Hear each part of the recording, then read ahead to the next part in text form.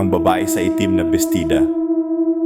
Noong panahon ng mga Kastila, sa isang bayan sa kabundukan ng San Bartolome, may isang babaeng kilala sa ngalang Doña Salvadora. Mataas ang kanyang estado, bihirang makisalamuha at laging nakasuot ng itim mula ulo hanggang paa. Hindi siya nakikitang ngumingiti sa kahit anong larawan. Ang sabi ng mga matatanda, hindi raw talaga siya dapat kinukuhanan ng litrato. Dahil sa bawat kuha, may nawawalang bata sa baryo. Hindi siya tumatanda. Iyon ang nakapagtataka. Sa loob ng 3 dekada, hindi na bago ang kanyang hitsura. Ang mga kalalakihan ay nababaliw sa kanyang titig. Pero wala ni isa ang nakapangasawa sa kanya.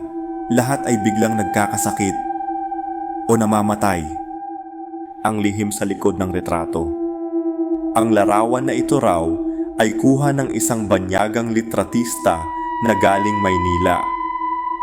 Nang mapag-alaman ng mga taga-baryo na may magaganap na pagkuha ng larawan kay Doña Salvadora, pinagbawalan siya ng kura paroko. Hindi mo siya dapat kunan.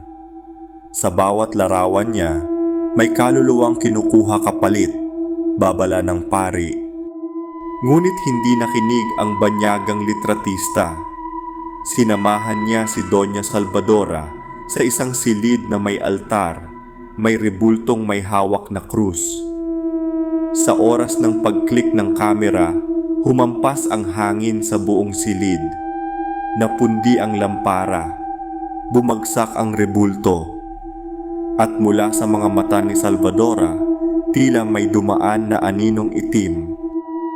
1 linggo matapos ang litrato, natagpuan ng litratista sa kanyang silid, nakadilat ang mga mata, nangingitim ang labi at hawak-hawak ang mismong larawang ito.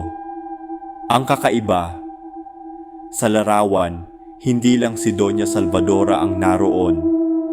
Sa kanyang likod, may nakatayo pang isa pang anyo, isang bata, walang mata, duguan ng damit, at nakatingin diretso sa lente. At si Salvadora, nawala. Iniwan ang kanyang lumang bahay, naiwan ang mga gamit, at kailanman ay hindi na muling nakita.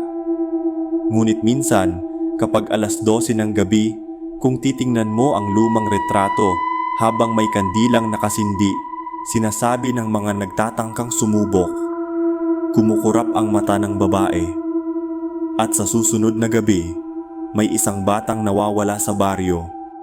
Babala, huwag mong titigan ng matagal ang larawan at huwag mo ring susubukang i-edit ito dahil sa bawat pagbabago, may kabayarang buhay. Wakas.